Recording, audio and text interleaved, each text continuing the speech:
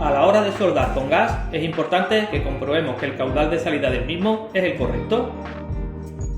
Para ello, y una vez que hayamos regulado nuestro caudal en el manómetro, podemos comprobarlo muy fácilmente con un medidor de flujo. Lo colocamos sobre la antorcha, presionamos el botón y ahí lo estáis viendo. En mi caso, yo trabajo con un caudal de algo más de 10 litros por minuto. Caudal que corresponde con la medida dada por el manómetro.